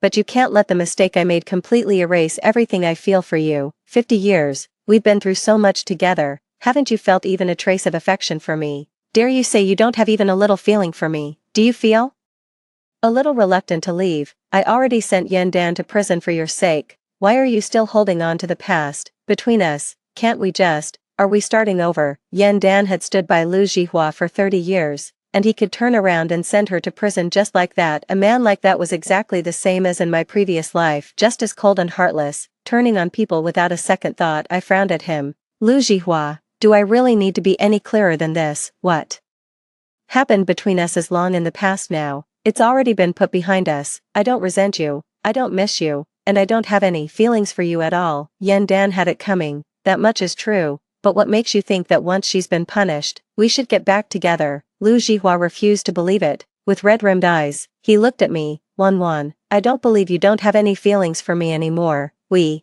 spent 50 years together. Doesn't that mean anything compared with your 30 years with Jiang Qinhan? Or are you still worried about Jiang Minan? Are you afraid that if Jiang Minan turns out not to be my child, I'll treat you the way I did in my past life? And then, right, Wan, I won't. I really know I was wrong. I strongly felt that there was no way to communicate with Lu Jihua. I was too tired to say any more, so I got up to leave, but Lu Jihua grabbed my hand and wouldn't let go, rambling in panic like a cornered dog. Wan, I don't believe you'd fall for someone else. You married Jiang Qinhan just to make me angry too, didn't you? Jiang Qinhan is several years older than you. I know you don't like older men, so there's no way you actually have feelings for Jiang Qinhan, right? The more he spoke, the more agitated he became, even dropping to his knees, crying uncontrollably. Wan, I have nothing left in this life. You're all I have. Please don't leave me, okay? I'm begging you, let's start over. I'm the one who's truly right for you. You and Jiang Qinhan will never be happy. I had no choice but to call the police again. Jiang Qinhan came to the police station to pick me up. After hearing what had happened, he was so furious that he nearly took a swing at Lu Jihua on the spot. I hurriedly stopped him and said, "Come on, old Jiang, you're really something, at your age, and still this hot-headed." Jiang Qinhan said angrily, "He keeps pestering my wife." How could I not be mad, seeing the angry look on his face? I couldn't help but think back to the first time I met Jiang Qinhan. Back then, I had just started working at the law firm and was often pulling late nights. On my way home from work, a few thugs had set their sights on me, and Jiang Qinhan came to my rescue as a good Samaritan. I never would have thought that being a good Samaritan could run in the family. Jiang Minan's temperament was exactly the same as his father's. At Jiang Qinhan's insistence, the police made Lu Jihua promise not to harass me again. Lu Jihua, I'm warning you, stay away from my wife. If you keep hounding her, I won't let you get away with it. I let out a helpless sigh and gave Lu Jihua one last warning. Let it go, free yourself, and free me too. From now on, let's go our separate ways and have nothing to do with each other ever again. After saying that, I turned and left with Jiang Qinhan. The next time I heard from Lu Jihua was 6 months later. A call came in from an unfamiliar number. When I answered, I heard a voice that was both strange and familiar. Wan. Please come to the hospital and see Jihua. He has cancer, and he doesn't have much time left. It was Lu Jihua's mother, my mother-in-law in my past life. Although Lu Jihua wronged me in my past life, his mother had always been fairly kind to me. After much thought, I still went to the hospital. The ward was thick with the smell of disinfectant. Lu Jihua lay in the hospital bed, his face sallow, thin as a rail. I recalled the last few years of my previous life, which I spent almost entirely by Lu Jihua's hospital bedside. By then, my mother-in-law had already passed away, and I was the only one taking care of Lu Jihua to keep up with his medical expenses. I worked several odd jobs while looking after him at the hospital. I was often so exhausted I could barely stand, and I ended up ruining my own health too. But Lu Jihua kept it from me and secretly left the hidden inheritance to his son. Wan, you're here. Lu Jihua's voice was hoarse, so weak it was almost inaudible. This once energetic and confident man had now been reduced to a shadow of himself by illness. When he saw me, a flicker of light passed through his cloudy eyes. He struggled to lift his hand, but it fell back limply. His mother sat by the bed, her eyes red-rimmed, choking back sobs as she said, Wan, Jihua he's already in the late stage of cancer, the doctor said, looking at Lu Jihua lying on the hospital bed, barely clinging to life. I was overwhelmed with mixed emotions. In my previous life, he didn't die of cancer until he was in his 70s. In this life, it was actually 20 years earlier. Wan, Lu Jihua said laboriously, I know I've wronged you. It was my fault in our last life, and now I'm getting my comeuppance, but I regret it so much. I regret not cherishing you properly in my last life, and I regret giving you up in this one. Wan. If we could live this life over again, would you still stay with me? He looked at me, his eyes full of hope. No, I shook my head and mercilessly shattered his fantasy. No matter how many times I get a second chance, I could never be with you again. You've never changed. Not in the last life, not in this one. You've always only chosen what benefits you most, so even if there were a next time, I still wouldn't believe you'd change. The light in Lu Jihua's eyes died out, and his face turned ashen. I have one last favor to ask. Could you take care of me again, just like you used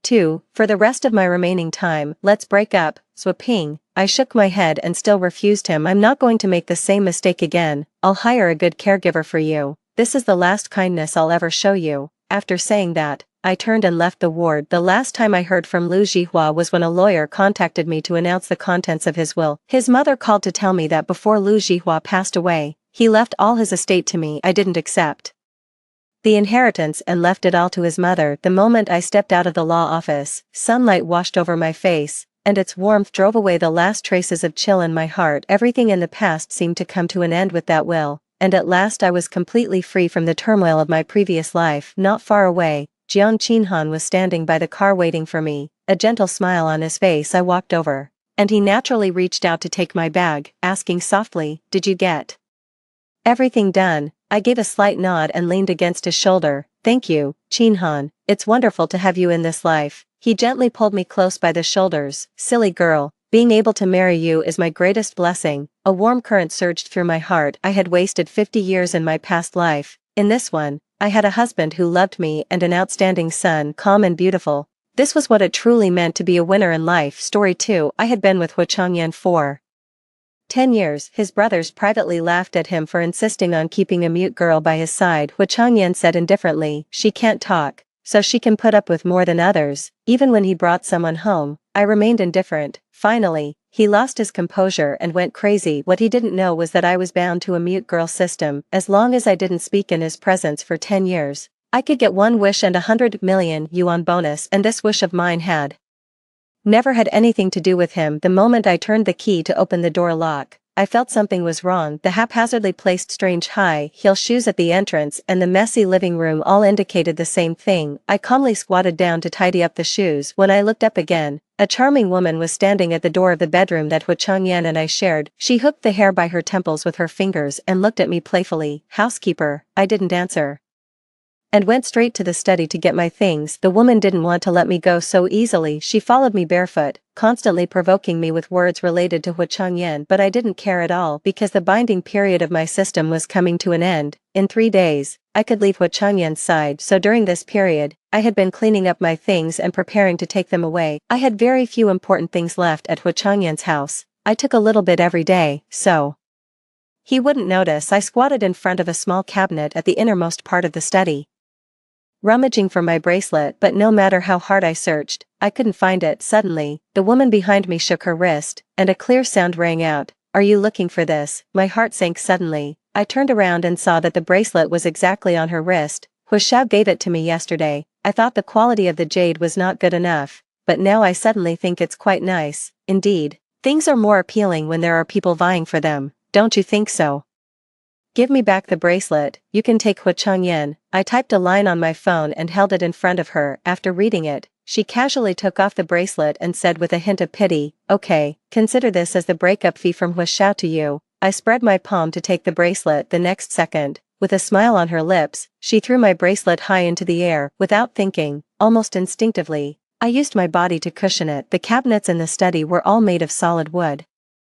My back hit the sharp corner of the table hard. The extreme pain made me forget to breathe for a moment. I lay there, hunched over, unable to move, tightly clutching the bracelet that I had protected at the last moment before it hit the ground. The loud noise woke up Hu Changyan, who was still sleeping. He had a terrible case of getting up anger. His voice reached us before he did. "What's all the noise?" His steps stopped at the door. Seeing me lying on the ground with a pale face, he mockingly laughed. "Aren't you always the most generous? I just brought Lulu back to stay for one night, and you're so jealous that you fought with her." The woman called Lulu, as if seeking credit, put her arm around his. "No, it's not like that. I accidentally almost dropped the bracelet just now." This young lady rushed over to stop it from breaking. "Bracelet?" Hu Changyan raised an eyebrow, walked over and squatted down beside me, trying to take my bracelet, but he couldn't pry my hand open no matter how hard he tried. Fine beads of sweat appeared on my forehead. I gritted my teeth and desperately shook my head at him. His features were cold and stern, and when he got angry, he looked particularly sinister. "I told you to let go." Hu Changyan could take anything from me, but this bracelet was an exception. We were at a stalemate. His peripheral vision caught sight of my phone on the ground,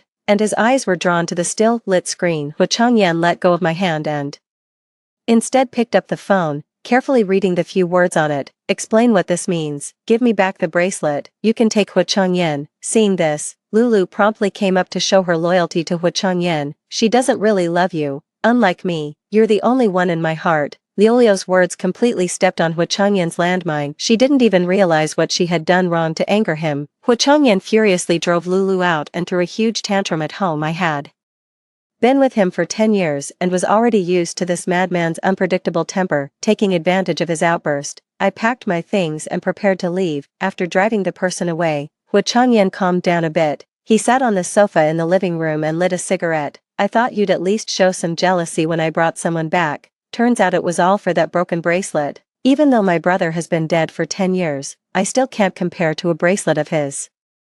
"Right." I paused at the entrance, shook my head slightly, and then strode away. It wasn't that he couldn't compare, but rather that in my heart, there was never any comparison between them. 10 years ago, I suddenly lost my voice and could no longer speak. I silently followed Hu Changyan, being available to him at any time and in any situation. I watched him constantly go in and out of various entertainment places, with the people around him changing one after another. He wanted to use these things to provoke me, but I remained silent. Just like my voice. One day, he was drinking with some second-generation rich guys. They teased Hu Changyan about his strange taste, keeping a mute girl by his side. Hu Changyan looked at me in the corner, who had an extremely low presence, and sneered, "It's precisely because she can't talk that she can put up with more than others. Besides her, who else can tolerate me like this?" After hearing this, those people burst into knowing laughter. I lowered my head even more, silently counting down the days of the system binding. I had never liked Hu Changyan. If it weren't for that wish, I would feel disgusted to stay by his side for even one more day, and that wish had never been related to him. I took the bracelet, bought a bouquet of flowers, and drove to the martyrs' cemetery. Hu Jinyan's tombstone was very clean, almost spotless, but I still habitually took out a handkerchief from my bag and carefully wiped the red 5-pointed star on the Tombstone. He was Hu Changyan's half-brother. Unlike Hu Changyan, who was an out-and-out scoundrel, Hu Jinyan was the kindest person I had ever met in my life, but for some reason, it seemed that good people always didn't live long. The day Hu Jinyan died, I waited at the Victoria Harbour all night. We had made an appointment to watch the New Year's Eve fireworks together, but he received information from an informant and had to break the appointment until the fireworks on the opposite bank exploded, lighting up the whole sky. The crowd was bustling, and then, like the fireworks, they faded away with time, leaving it desolate. I stood there alone until dawn. He still didn't come. Ben, who always delivered messages for him to me, called me. He said that Hu Jinyan asked me if the fireworks were beautiful and if I was going to cry and ruin my makeup again. Hu Jinyan was extremely smart. He could even predict what would happen after his death, only he didn't anticipate my obsession. Heaven wants to separate lovers and cut short the lives of good people, then I will go against it. Uncle Lee, who was in charge of the cemetery, happened to see me and greeted me. Miss Wan, I've been seeing you here quite often recently. I nodded and smiled in response. Yes, in a few more days, I could bring him home because my wish was to revive Hu Jinyan. After leaving the cemetery, I didn't go back to Hu Changyan's house. Instead, I went to the small flat that Hu Jinyan and I had bought together before his death. We had almost spent all our savings to buy this place when Hu Jinyan died. It was just a rough, cast house. Over the years, I had been living frugally and used my salary to decorate the house bit by bit. Every carpet, every table and chair, and every warm lamp was purchased according to our preferences. As long as he came back, this place would become a real home. In the quiet night, the rapid knocking on the door was particularly harsh. I got up and saw Hu Changyan holding a wine bottle through the peephole. His face was flushed, his steps were unsteady, and he was shouting for me to open the door. I frowned and immediately turned off the lights in the room, pretending that no one was at home. Seeing that knocking was useless, Hu Changyan sneered, put down the wine bottle, and kicked the door hard. I leaned against the door, and the shock still made me couldn't help but feel startled. I've been standing downstairs for half an hour. I saw your light was on a long time ago. I know you're in there. Open the door quickly. If you don't open the door, we're breaking up. I'll only count to 3. This was a trick Hu Changyan often used. Every time we had a disagreement or conflict, he would threaten me with breaking up. I couldn't leave him, so I always gave in. This trick worked like a charm for him. 1, 2. Hu Changyan's countdown was like a blunt knife cutting at my heart. There were only 3 days left. I couldn't break up with him, or all my efforts would be in vain. I took a deep breath, quickly opened the door and went out, then immediately closed the door behind me. Since I didn't want Hu Changyan to come in, I could only go out. The lights in the corridor were always flickering. Most of Hu Changyan's face was hidden in the darkness. His eyes, which were fixed on me, were shining, and his tone sounded much more cheerful. I knew you wouldn't leave me. He was tall and big, and with one hand, he could easily block me in the corner behind the door. The strong smell of alcohol made me a bit uncomfortable. I turned my head away to avoid his show of affection. Hu Changyan's movement paused, as if thinking of something. He laughed softly. Could it be that in front of my brother's house, you want to act like a chaste woman for him to see? He always spoke so harshly. Even though I tried my best not to listen, I still couldn't help but have the urge to slap him. I have to say, you two were really a perfect match back then. One pretended to be aloof and refused to be with me, but after my brother died, she came running to me like a dog, and she's been with me for 10 years. The other pretended to be aloof and refused to recognize my father, insisting on being a cop, and in the end, he died and didn't even leave a single bone. What if, you think if my brother knew down there that I still got you, what kind of expression would he have? Well, I really couldn't hold it in. When Hu Changyan was about to continue, I slapped him across the face. I was so angry that my whole body was trembling. It didn't matter how Hu Changyan talked about me, but he was the last person in the world who had the right to accuse Hu Jinyan. Hu Changyan grew up being pampered in the huge Hu family consortium, but Hu Jinyan didn't. He and I both grew up in an orphanage. In the first few days at the orphanage, I was too scared to talk to anyone. Although there were only children in the orphanage, with limited resources, a law of the jungle system was bound to form. My share of the food would always be snatched away by the taller children. They gave me the dampest and smelliest bedding and made me do all the dirty work that no one else wanted to touch. As time passed, not only did I get rashes all over my body, but I was also the most sallow and emaciated one in the whole orphanage. Whenever people came to adopt a child and saw me, they would pinch their noses and walk away one by one. The children were adopted, and I was always the one left behind. The dean shook his head when he looked at me and gave me a new name. He said, "Let's call me Wani. What if I could be adopted? What if I could leave someday?" My name was a small, unattainable concept. It was also destined that no matter what I wanted to get in my life, I would always lack a little bit of luck until our orphanage merged with another one. More children who were better than me appeared, and the probability of me being abandoned and bullied increased linearly. One night, I decided to run away. I hid in the grass full of flies and insects, lying in wait for a whole day. The scorching sun and my dry lips made me a bit weak. Finally, when they gave up searching and were about to turn off the lights to sleep, my chance came. I used strips torn from the bedsheet to hang on the wall. When I was less than 20 centimeters from the top of the wall, the strips broke. I fell from the wall and broke my leg. I was caught and brought back. The dean severely whipped me with a bamboo stick and then locked me in the confinement room. When the confinement time was up, the one who came to pick me up was a boy a few years older than me. He was calm, not like a child at all, although his appearance still had a bit of childishness. He was serious when talking about principles. He told me, "If you want to leave here, the first thing is to give up the idea of running away." Later, he taught me how to resist and how to fight for the things that should have belonged to me. I would help him take care of the homeless wild cat in the backyard. He would save up all his labor opportunities throughout the year just to buy me a birthday cake made entirely of plant-based cream. I gradually became curious about him. I asked, "You don't have any defects or diseases,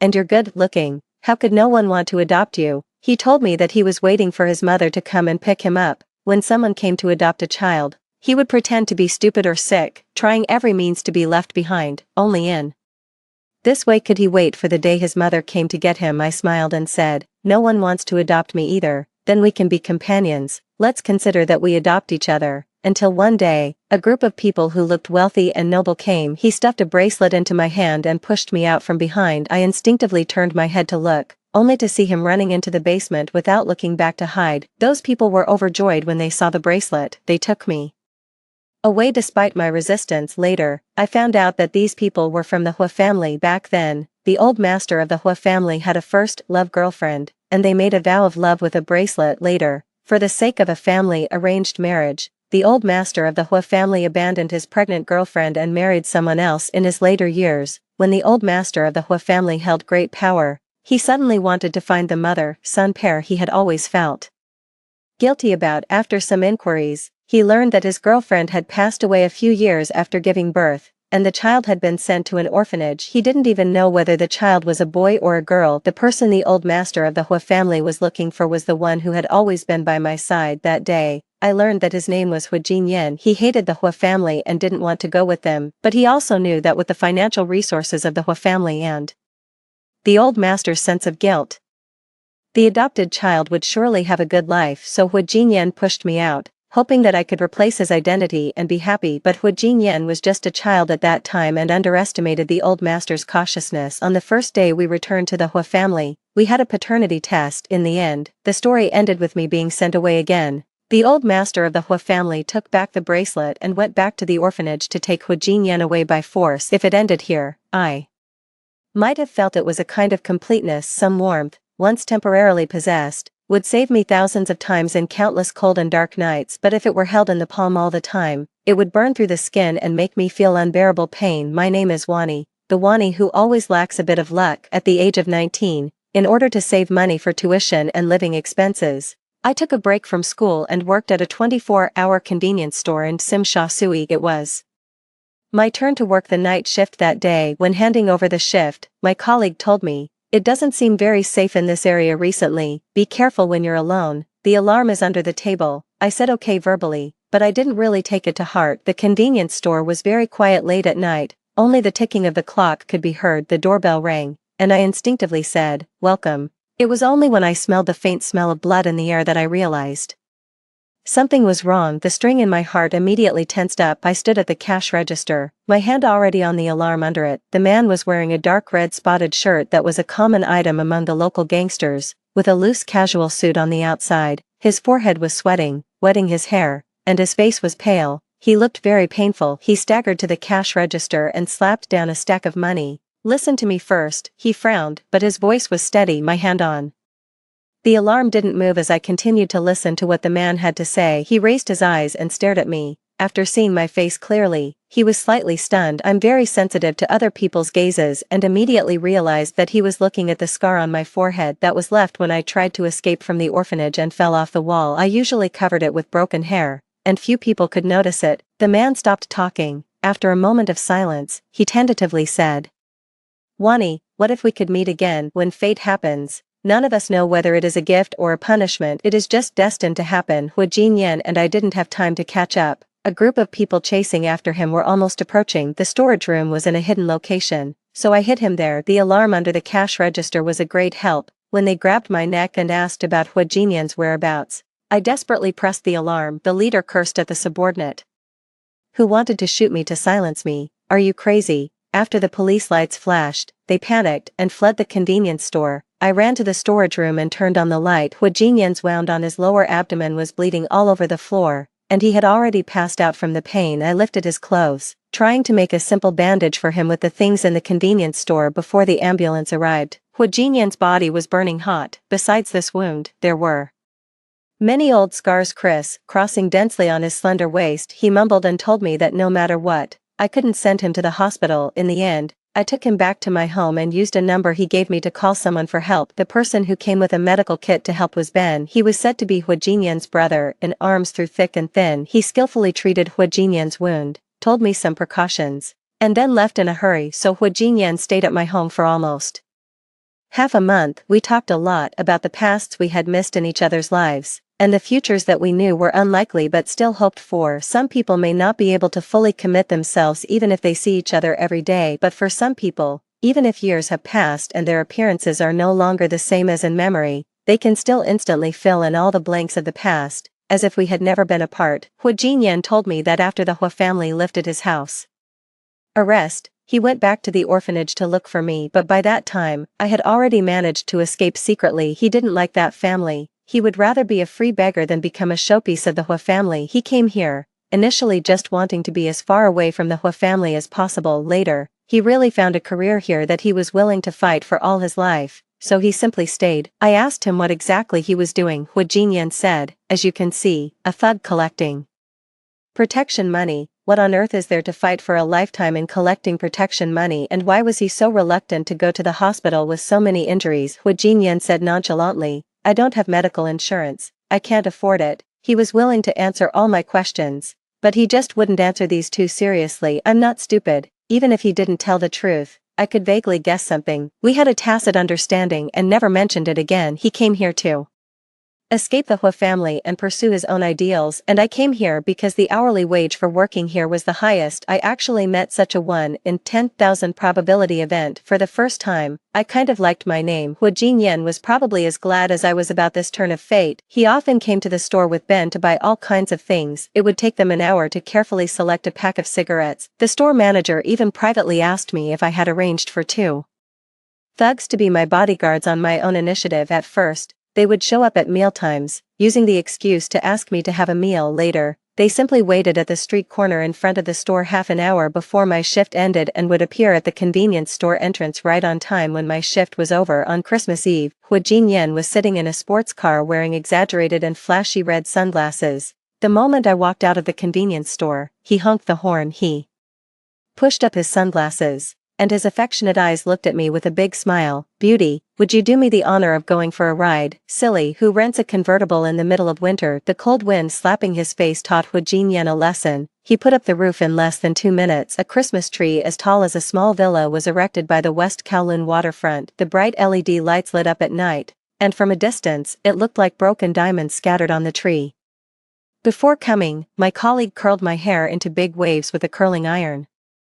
She said that once I curled my hair, I would become a trendy Hong Kong girl and fascinate my boyfriend. Boyfriend, this word lingered in my mind over and over again each time. It made my heart pound like a drum. I don't know if Hu Jinyan was fascinated, but he rubbed his chin on the top of my head all night. I heard him mumbling, "It's like a teddy bear. Such a stupid straight guy." When the bell rang at 12 o'clock, Hu Jinyan took out a box from behind and handed it to me. "Merry Christmas." I carefully opened the box. The first Christmas gift I received in my life was a bracelet from Hu Jinyan. This bracelet was one of the few relics left by his mother. I felt that the gift in my hand weighed 1,000 pounds, and I didn't even dare to move. Such a heavy gift. I couldn't bear it. Hu Jinyan seemed to see all my inferiority and embarrassment. He simply stood in front of me. On the night when the cold wind was rising, Hu Jinyan's ears were red from the cold, but his eyes were still deep and bright, leaving an indelible mark on my heart. He said, "Wani doesn't have to be just a probability, it can also mean 1 in 10,000, something precious. It can also mean that all my joy comes the moment I see you. I've been saying that I hope I'll be happy next year, year after year. Finally, it came true this year. Winter came again. Hu Jinyan, let's spend it together after Christmas." Hu Jinyan didn't show up for a long time. I couldn't get through to his phone. Only Ben occasionally came to the store to tell me he was safe. I asked him when Hu Jinyan would come back. Ben scratched his head. Apparently, Hu Jinyan didn't give him a definite answer to this question. Days passed quietly in the uneventful years. The store had new branded products on the shelves. I was busy putting several large boxes of things on the shelves. After squatting for too long, when I stood up, I felt dizzy, and my body instinctively fell backward. A big, warm hand immediately caught me. Hu Jinyan suddenly appeared behind me. It seemed that he had been here for a long time, but I was too slow to notice him until now. Hu Jinyan just looked at me quietly. The tenderness in his eyes easily erased all the distance during this period. I happily threw myself into his arms, and the scent of cedar immediately enveloped me. "Why are you here? Don't you remember I'm a thug now? I'm here to collect some protection money from you." After saying that, Hu Jinyan wrapped me in his thick coat and gently kissed my forehead. From that day on, every day whenever I stood in front of that storage cabinet to organize the goods, I would expect Hu Jinyan to suddenly appear behind me. After Hu Jinyan died, this feeling became even stronger. Even when I stood in front of a similar counter in another supermarket, I would have the same expectation, expecting a warm embrace, expecting the familiar scent of cedar. My 10,000 turns still couldn't bring me one wish come true. It seems that fate has never been kind to me. Every gift that makes me let down my guard will eventually be taken back in a more tragic way. After making a ruckus with Hu Changyan, I called the housekeeper of the Hu family mansion to take Hu Changyan back. He was acting crazy, drunk. He was scolding me one moment, then scolding Hu Jinyan, and after a while, he started scolding the old master of the Hu family for being flirtatious and giving him an older brother. The old master of the Hu family cared about his reputation. Hu Changyan going home in this state would surely make him suffer. When I got home, I took a half-hour bath to completely wash away the smell of alcohol on Hu Changyan. I sprayed the blanket with cedar-scented perfume. This bottle was the one I picked that was closest to the smell on Hu Jinyan. I wrapped myself up completely in the blanket. People walking alone in the winter night always have to find some way to save themselves. This smell made me feel very at ease. I slept soundly that night, which was rare. I even dreamt of Hu Jinyan from many years ago. It was my birthday. Hu Jinyan accompanied me to take a sightseeing bus. Before, I always said that I had seen the street scenes of Victoria Harbour thousands of times. Why spend money on a more expensive sightseeing bus to see them again? But on my birthday, I allowed myself to be a little extravagant. He appeared less and less frequently. Sometimes it was once a week, sometimes only once a month. Even when we came out to take the sightseeing bus together today, we couldn't sit side by side. Hu Jinyan sat in the seat in front of me. The single-sided Bluetooth earphones in our ears were playing the same song. The sightseeing bus passed by those gorgeous and dense neon lights. The prosperity of Victoria Harbour had never had anything to do with me. A song came on randomly in the earphones.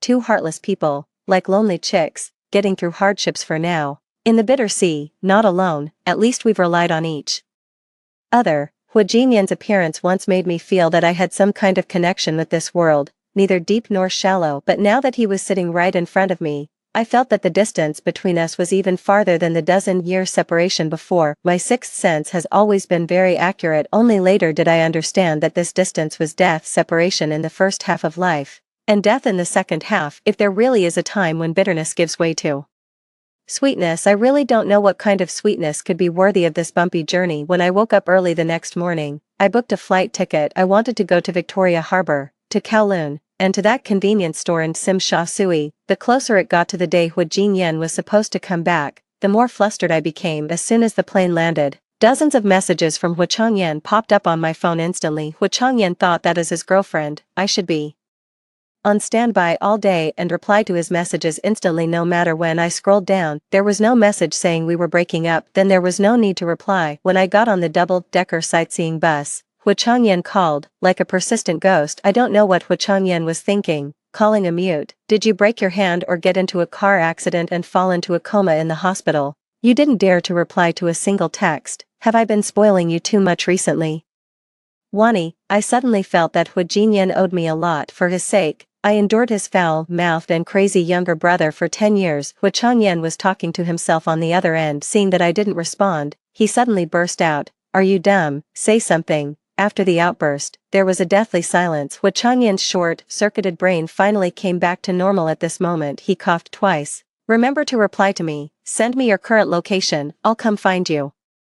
Even if I don't take the initiative to send Hu Changyan my location information, he will come to me on his own before long, just like 10 years ago. Actually, our first meeting wasn't in the mainland. Hu Changyan's back looked a lot like Hu Jinyan's. I even mistook him for Hu Jinyan when I first saw him. At that time, he was standing in front of the retail candy shelf. My colleague quietly motioned me to look over there. "Your little boyfriend is here again." I felt happy and walked over to pat him on the shoulder. "Aren't you going to collect protection money today?" When the man turned around, his completely different face from Hu Jinyan's left me stunned. His eyes were very different from Hu Jinyan's. When Hu Changyan looked at someone, he didn't hide his purpose and ambition at all. I felt a bit uncomfortable being stared at by him. I said sorry and turned to leave. Hu Changyan suddenly grabbed me and looked me up and down with interest. "Mistook me for someone else?" "Yes, I'm very sorry, sir. Judging by your accent, you're from the north, right?" I nodded, eager to get away as soon as possible. "I'm from the north too. And so is my older brother. He came here alone. Maybe you mistook me for him." Just when I thought there couldn't be such a coincidence in the world, Hu Jinyan showed up. He rushed up and separated me from Hu Changyan, guarding me behind him as if facing a formidable enemy. "What are you doing here?" I had never heard Hu Jinyan speak in such a serious tone. The two of them were at loggerheads, and the air was filled with the smell of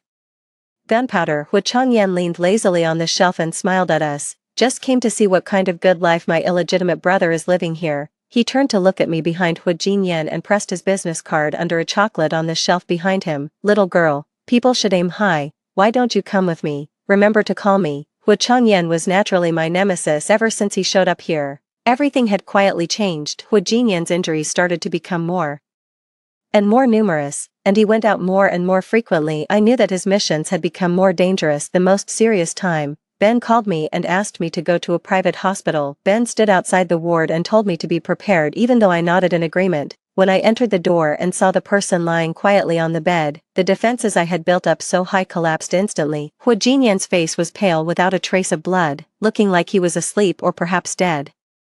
I was at a loss, panicking and not knowing which way to turn. I broke down and cried bitterly on the white bedspread. Finally, Ben just couldn't bear to watch any longer. He knocked on the door and said to Hu Jinyan with a speechless look on his face, "Are you done acting crazy?" I looked up blankly and met Hu Jinyan's triumphant eyes. I was really angry with him. It was too much to take a joke to this extent. Even if it was Hu Jinyan who was joking, it wasn't allowed. But that time, Hu Jinyan really almost died. He was seriously injured and sent to the hospital. He was lucky to be snatched back from the brink of death. Seeing that I was really planning to ignore him, Hu Jinyan got a little anxious. Every movement tugged at his wound, making him grimace in pain. I gave in and sighed. "Before you go to do something very dangerous in the future, you have to tell me, and don't pretend to be dead to deceive me again." Actually, I already had an idea of what he was doing, but I couldn't tell him not to go anymore. Hu Jinyan wasn't just mine, he was a hero who had to protect many people. Hu Jinyan nodded seriously. "Then, do you have time on New Year's Eve?" "Yes, let's meet at Victoria Harbor. I have something very important to give you." "Okay, see you then." On the way back from the hospital, a black car blocked my way. Hu Changyan rolled down the car window and looked at me, propping his head up.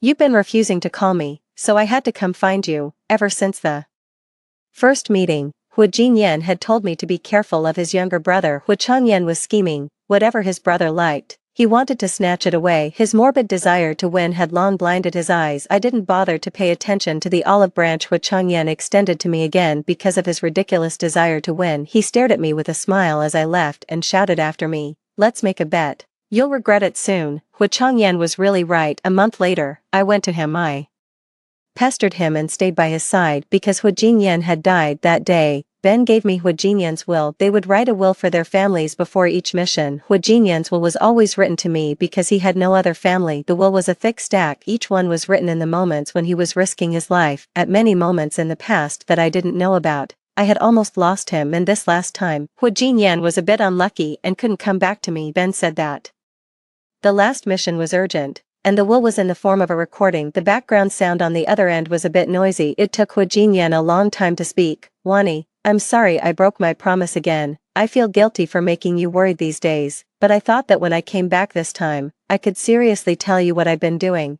If I can't come back, I'll tell you here. I'm a police officer. 2 years ago, we found out that there was a collusion among black market merchants, drug dealers in this area. To completely eliminate them, the team asked me to go undercover as a thug. We've already raided 4 of their hideouts. There's only 1 left. After this mission is over, I'll report to the team and take a good vacation. Let's go back to our hometown together. I'll pay for your tuition. I also bought a house in our hometown, which was meant for you. I took out the property ownership certificate that was at the bottom of the stack of wills.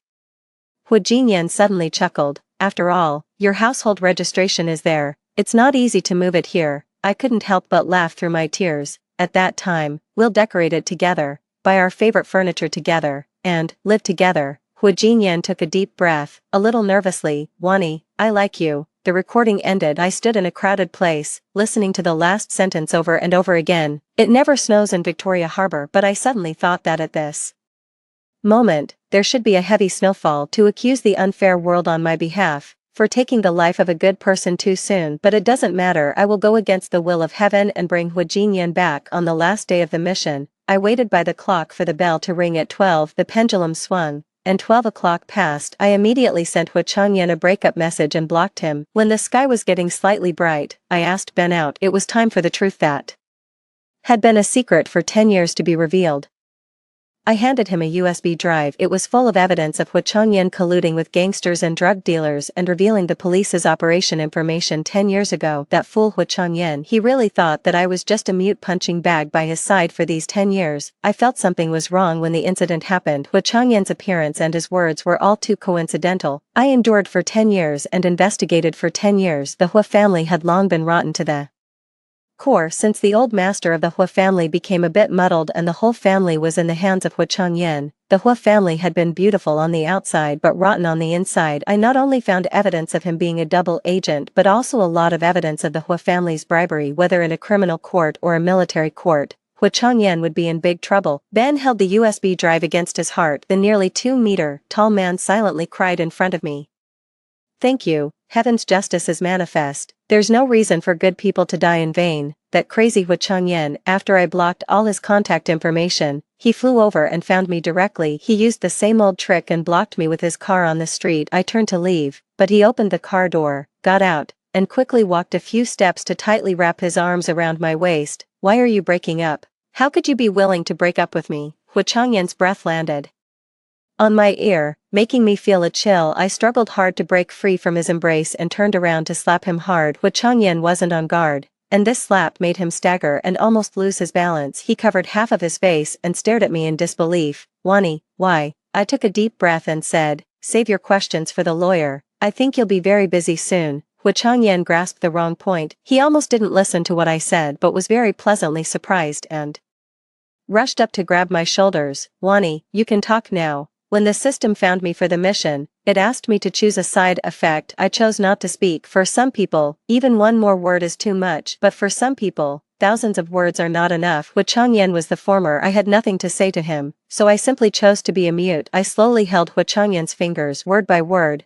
Not only can I talk now, but I will do my best to testify in court. Double agent, you can just wait to rot in jail. Hu Changyan frowned, looking like I had hurt him deeply. Wani, I don't understand. We were fine just a few days ago. If you're mad at me for giving away your bracelet, I apologize. I just wanted to get a little more of your attention. Wani, let's not do this anymore. Okay, come back with me. Let's live a good life. The person who made a mistake has no right to say live a good life. If someone like Hu Changyan could live a good life, that would be the greatest injustice. I hated Hu Changyan, hated him with gritted teeth. He hadn't felt my hatred before, and now he just thought I was throwing a tantrum. But every quiet night, I was suppressing the overwhelming hatred in my heart, suppressing myself from killing the person lying next to me with a knife, because it wasn't worth it. This hatred had brewed for 10 years and had long become an indelible habit of mine. Hu Changyan, it's impossible for a person to fall in love with a beast. What's more, You're even worse than a beast. The public security here is much better than it was 10 years ago. Hu Changyan's pulling and tugging behavior quickly attracted the police. I managed to break free from him because today, I have something even more important to do. The system said that on the day it snows in Victoria Harbour, Hu Jinyan will come back, so I'll wait at Victoria Harbour. The prosperity here is the same as before.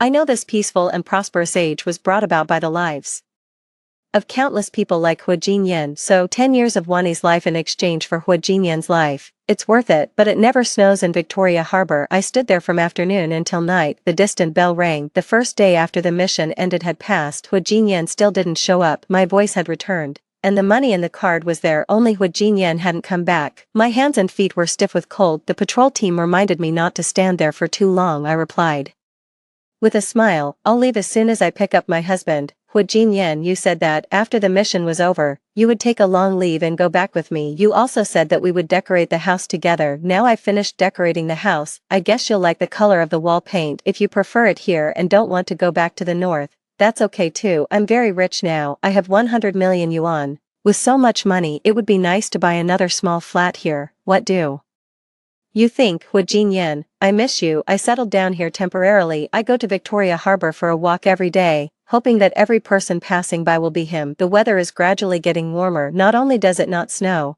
but it also rains very rarely. But life still has to go on. I don't want to be a sickly and listless Wani when Hu Jinyan comes back. I walked with my head down on the street full of people. When I looked up, it was a cloudless, beautiful day. It doesn't matter. I'm good at waiting, whether it's 10 years or several decades, it doesn't matter. So during this period, I've been cleaning up my things and preparing to take them away. The store Jishue is beautifully decorated in a Danish style. There is a small snow-making machine at the entrance of the store. Fine and light snowflakes fell into my palm. If only you were real. I blew away the snowflakes in my palm and continued walking forward. The phone in my coat pocket rang. I took it out and saw that it was a strange number from another place. Hello, who's this? There was no answer on the other side. It was extremely quiet. Hello. Just as I was about to hang up, a familiar voice came through the receiver. Beauty, would you do me the honor of going for a ride? There is no snow in Victoria Harbour, but this snow has been falling in my heart for 10 years. At this moment, it finally stopped. The snow has cleared, and the sky is clear. Every day after this will be a fine day.